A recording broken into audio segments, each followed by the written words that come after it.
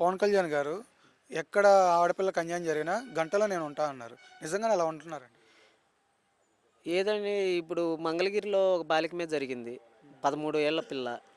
అలానే చిత్తూరులో 14 ఏళ్ల బాలిక మీద ఏమో జరిగినట్టుంది. ఎక్కడ దాకా ఎందుకు ఆయన సొంత నియోజకవర్గం పిఠాపురంలోనే జరిగింది. వాటి మీద ఎటువంటి యాక్షన్ తీసుకున్నారో చెప్పమానండి. ఇప్పుడు వాలంటీర్లు డేటా వేసి 30,000 మంది అమ్మాయిలను కిడ్నాప్ చేశారు. జగన్ గారి గవర్నమెంట్ 30,000 మంది అమ్మాయిని మిస్సింగ్ చేసింది అనే మాట ఆయనే మాట్లాడాడు కదా. ఇప్పుడు ఆ 30,000 మందిలో ఎంతమందిని ఆయన బయటికి తీసుకొచ్చాడో ఆయన ప్రశ్నించుకోవాలి. ఈరోజు ప్రతి గ్రామంలోనే అరాచకాలు జరుగుతూనే ఉన్నాయి ఆడపిల్లల మీద మహిళల మీద. ఈరోజు మరి వాటన్నిటి మీద ఆయన సమాధానం అయితే లేదు. చెప్పి అధికారం అధికారం రావటం కోసం ఎన్నో చేశాడు, అది అన్నాడు ఇది అన్నాడు, ఆ చట్టాలు తీసుకొస్తా ఈ చట్టాలు తీసుకొస్తా అంటాడు. తర్వాత కామ్గా ఉన్నాడు. ఇప్పుడేమో వైసీపీ కార్యకర్తల మీద కేసుల కోసం ఈ ఉత్తరప్రదేశ్ చట్టాలు తీసుకొస్తారంట. చొక్కా మడత పెట్టేసి చివరిలో ఏ చట్టాలు తీసుకొచ్చి ఇచ్చేస్తాడంట.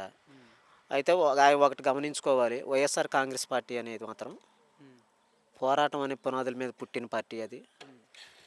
ఈరోజు ఈ కూటమి ప్రభుత్వం చేస్తున్నటువంటి రెడ్ బుక్ రాజ్యాంగాన్ని ఇవన్నిటికీ బెదిరే ప్రసక్తే లేదు. ఆ కార్యకర్తలు బెదర్రు.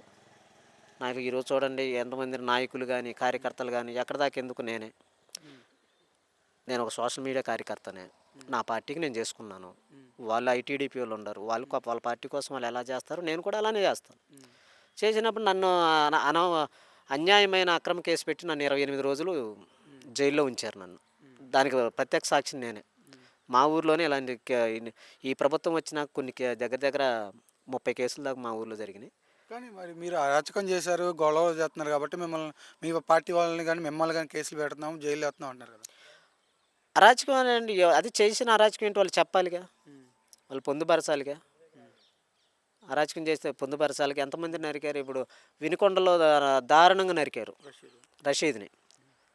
అది అరాచకమా లేకపోతే సంక్షేమమా? ఎన్నో చోట్ల వైఎస్ఆర్ విగ్రహాలను కూల్చటం కానీ, ఈ వైఎస్ఆర్ కాంగ్రెస్ పార్టీ జరిగిన అభివృద్ధి పనులు బోర్డులు పగలగొట్టడం కానీ, రాళ్ళు శిలాఫలకాలు పగలగొట్టడం కానీ ఇవన్నీ చేసి వాళ్ళకే కట్టుకున్నారు.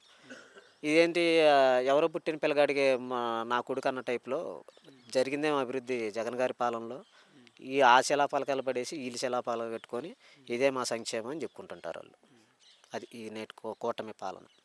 ఎవరెవరికి ప్రభుత్వం తీరు ఎలా ఉందంటారు ఇప్పుడు? ప్రభుత్వం తీరేనంటే చంద్రబాబు నాయుడు గారే డైరెక్ట్ చెప్తున్నారుగా 52% అని. ప్రజలు 52% మంది మనం పాలన యాక్సెప్ట్ చేస్తున్నా, 48% యాక్సెప్ట్ చేయట్లేదని. ఎప్పుడు 80-90% ప్రజలు ఆనందంగా ఉండారని చెప్పే చంద్రబాబు గారే ఆ 80-90% ప్రజలు ఆనందంగా ఉన్నప్పుడు 23 సీట్లు వచ్చినాయి. ఈరోజు ఆయన 52% ప్రజలు ఆనందంగా ఉంటున్నారు, మన పాలన ఏదో లోపం జరుగుతుందని ఆయన డైరెక్ట్గానే మాట్లాడుతున్నాడు. మరి అలాంటప్పుడు ఇంక ప్రజలు దాంట్లో చెప్పాల్సిన పనే ఉంది. ఆయన 80-90% ప్రజలు ఆనందంగా ఉండాలని అన్న టైంలో 23 సీట్లు ఇచ్చారు ప్రజలు. మరి ఈరోజు 52% ప్రజలు ఆనందంగా ఉంటున్నారు మన పాలనలో అని అంటున్నాడు. ఈరోజు అసలు ఈ గవర్నమెంట్ 20 నెలల్లో దగ్గర 2,40,000 కోట్లు అప్పు చేశాడు. 2014 నుంచి 2019 వరకు ఆంధ్రప్రదేశ్ అప్పు 2,69,000 కోట్లు చేశాడు ఆయన పాలనలోనే. ప్రజలకు ఇచ్చిన సంక్షేమం అయితే ఏమీ లేదు. మళ్ళీ 2019 నుంచి 2024 జగన్మోహన్ రెడ్డి గారు చేసిన 1,80,000 కోట్ల అప్పు. ప్రజలకి ఇంత డీబీటీ ద్వారా ఇచ్చాడు. సంక్షేమ పథకాలు, సచివాలయాలు, ఆర్బీకే కేంద్రాలు, హెల్త్ క్లినిక్లు, పోర్టులు, షిప్పింగ్, ఫిషింగ్ హార్బర్లు ఇవన్నీ కట్టుకుంటా 1,80,000 కోట్లు అప్పు చేశాడు. 2 సంవత్సరాల కరోనాలో కూడా. 2 సంవత్సరాల కరోనాలో రాబడి రాకపోయినప్పటికీ సంక్షేమం ఎక్కడ ఆగకుండా, ప్రజలు ఏడా ఇబ్బంది పడకుండా చేశాడు. మరి ఈరోజు వచ్చిన 20 నెలల్లోనే 2,20,000 కోట్లు సుమారు అప్పు చేశారు. మరి సంక్షేమం ద్వారా ప్రజలకు వచ్చింది తల్లికి వందనం, అమ్మఒడి పేరు మార్చారు. అమ్మఒడి పేరు మార్చి తల్లికి వందనం పెట్టారు. అది లోకేష్ గారి ఆలోచన, గొప్ప ఆలోచన అంట. అమ్మఒడి నుంచి తల్లికి వందనం మార్చడం, అదొక విజన్, వాళ్ళ పేర్లు మార్చడం. మరి దానికి మాత్రం 8,600 కోట్లే వదిలారు. పెన్షన్ల ద్వారా ఈ 20 నెలల కాలంలో ఒక సంవత్సరానికి వచ్చేసరికి 2,000, ఇది నెలకు వచ్చేసరికి 2,100 కోటి సుమారు పెన్షన్లకి. 20 నెలలు అయితే 40,000 కోట్లు. తల్లికి వందనం ద్వారా ఒక 8,600 కోట్లు ఏమో రిలీజ్ చేశారు. తల్లికి వందనం అనేది అందరికి ఇచ్చాం కాబట్టి ఎక్కువ పెరిగింది అనుకోవచ్చా బడ్జెట్?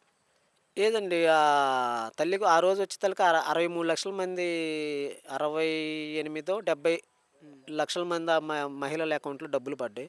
ఈరోజు 43 లక్షల మంది తల్లుల అకౌంట్లో పడ్డాయి. మిగతా 25 లక్షల మంది తల్లులు ఏమయ్యారో మరి అర్థం కావట్లేదు. ఆ 25,00,000 మంది పిల్లలు 25,00,000 మంది పిల్లలు ఏమయ్యారో కూడా అర్థం కావట్లేదు. 15,000 ఇస్తామన్నారు, మరి 13,000 వేశారు. ఆ రోజు ఫస్ట్ సంవత్సరం జగన్మోహన్ రెడ్డి గారు 15,000 ఇచ్చారు అమ్మఒడి. రెండో సంవత్సరం ఈ స్కూల్ మెయింటెనెన్స్, బాత్రూమ్ మెయింటెనెన్స్ అని 14,000 ఇచ్చారు. మూడో సంవత్సరం కూడా 14,000 ఇచ్చాడు.